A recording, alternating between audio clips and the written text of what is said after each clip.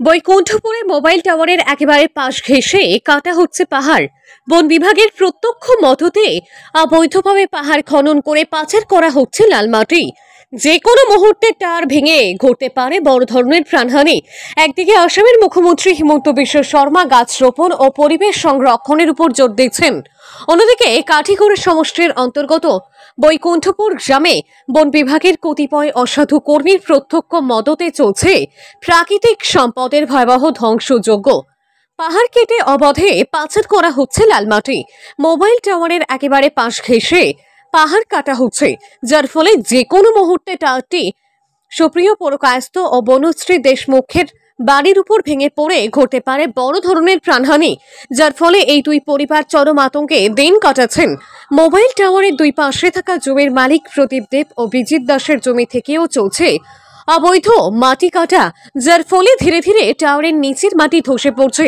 সুপ্রিয় পুরকায়স্থ জানান, কালাইন বন বিভাগের কিছু অসাধু কর্মীর মদতেই প্রতি রাতে শত শত ট্রাক লাল মাটি পাচার করা হয়, যার ফলে প্রতি মাসে লক্ষ লক্ষ টাকার রাজস্ব হারাচ্ছে সরকার। এই অবৈধ কর্মকাণ্ডে শুধু প্রাকৃতিক ভারসাম্যই নয়, স্থানীয় মানুষের জীবন জীবিকাও আজ সংকটে। ভুক্তভোগী পরিবার ও স্থানীয়রা কাছাড়ের জেলা শাসক ও বন বিভাগের ঊর্ধ্বতন কর্তৃপক্ষের নিকট অবিলম্বে এই কর্মকাণ্ড বন্ধ করার দাবি জানিয়েছেন। ব্যুরো রিপোর্ট, সংবাদ বাংলা। আচ্ছা, আপনার নামটা কি? আমার নাম সুপ্রিয় পুরকায়স্থ। আচ্ছা, আপনার গ্রামের নামটা? গ্রামের নাম বৈকুণ্ঠপুর। আচ্ছা, আপনার অসুবিধাটা কি বলেন? অসুবিধাটা যেটা দেখুন না, ওই যে মাটি কাটা হয়, মাটি কাটা তারা কইলে যে তুমি তোমার সীমানার যে কোনো কিছু করো, কিন্তু তুমি তোমার অন্য যাতে ক্ষতি না হয় এই ব্যবস্থা করতে হয়। তো ফরেস্টারও ওটার লোকে জড়িত আছে। ওই যে মাটি কাটা হয়, আমরা রাত্রে হয় না ঘুম, ওই খুব আতঙ্কে থাকি।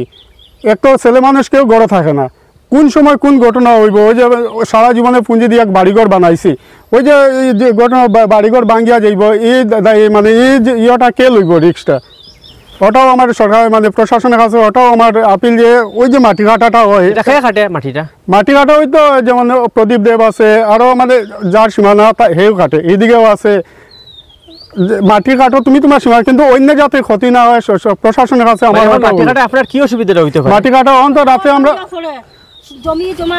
মাটি কাটা এখন আমরা এই আতঙ্কে রাত্রে হইলে আমরা ঘুম হয় না, কোন সময় বাড়িঘর লইয়া নিয়ে পড়ে। মানে কি বাড়িঘর লইয়া পড়তে পারে? সব থেকে বড় সমস্যা উপরে টাওয়ার আছে, টাওয়ারের গুড়িটা পর্যন্ত তারা উপরে থেকে মাটি কাটে নিচে জেসিবি দিয়া খুদিয়া ইয়ে করে, তো যাতে মানে লাগাবাড়ির অনিষ্ট হোক।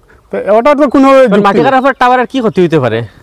টাওয়ারের ক্ষতি টাওয়ার বাড়ির উপরে পড়বো, আপনার বাড়ির? আমার ঘরের উপরে পড়বো টাওয়ার। আর বড় ছেলে মানুষ কেউ থাকে না, ফ্যামিলি থাকে, তারা মেলুক মানুষ কই যেত। প্রতিবাদ জানাইছিলেন? প্রতিবাদ তো দেখুন, প্রতিবাদ জানাইলে এটা কোনো কিছু গ্রামের মানুষও যে কইছি সবরে কইছি, ওটার কোনো ইয়ে হয় না। ফরেস্টার ওটার সঙ্গে ফরেস্টারও সংযুক্ত আছে। ফরেস্টার ছাড়া এরকম যে দিনের রাইতে ইয়ে ফরেস্টার ছাড়া ওটা ফরেস্টার লগে থাকে না, জড়িত থাকায় এই যে ঘটনাটা ওর। এটা কতদিন থেকে মাটি কাটা চলে? ওটা তো প্রায় 5-6 বছর থেকে চলে। আপনার প্রতিবাদ করছেন? প্রতিবাদ করছি। আপনার নাম? বনশ্রী দেশমুখ। গ্রামের নাম? বৈকুণ্ঠপুর। আচ্ছা, আপনার অসুবিধাটা কি?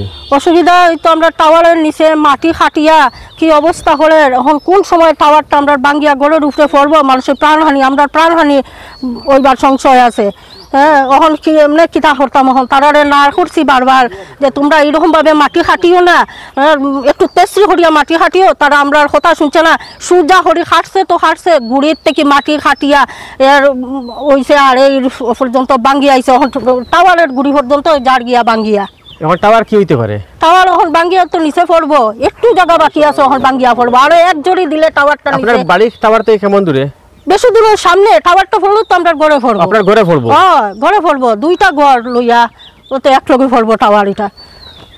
এটা খেয়ে মাটিটা কাটের, মাটি হাটের তো লাগাবাড়ির মানুষ, তারা বারবার না করছি, তারা সীমানা মাটি হাটক, আমি কোনো বাধা দিছি না। আমি বারবার আইয়া কইছি, জনে আইয়া তারা কইছে যে আপনারা মাটি হাঁটুন না, যে এইরকম একটু তেসি হরিয়া হাঁটুন যাতে ক্ষতি না হয়।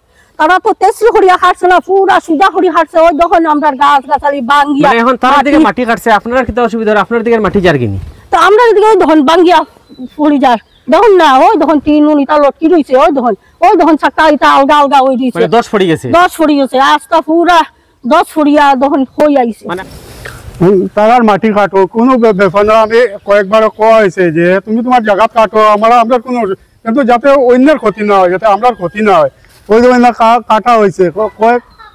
কয়েক হাত ভিতরে গেছে সুপারি গাছ সে আইয়া, মানে এই না থাকে না কোনো মেলুক, সব ঘরে থাকে মেলুক, রাত্রে কাটা হয় কোন সময়, এটা মানে কোনো বুঝলাম না। ফরেস্টারও কই গুমো থাকে না কিতা। এটা দেওয়া হয়েছে সরকার থেকে, অত টাকা খরচ করিয়া সরকারে সব প্রত্যেক ড্রেনটা পুরা ব্লক, একটু জড়ি দিলে রাস্তা থাটু জল হয়ে যায়। ড্রেনটা সরকারে দিল কিতার লেগিয়া? ড্রেনটা কেমনে মানে বন্ধ হয়? মাটি কাটা হয়, মাটি দুইয়া ইয়া পুরা ড্রেন ব্লক হয়ে যায়। একটু জড়ি দিলেও পুরা আমাদের রাস্তা থাটু জল, চলাফেরা করতে পারে না। মানুষ চলাফেরা করতে পারে না। তো সরকারে এই ড্রেনটা দিল কিতার লেগিয়া, অত টাকা খরচ করিয়া?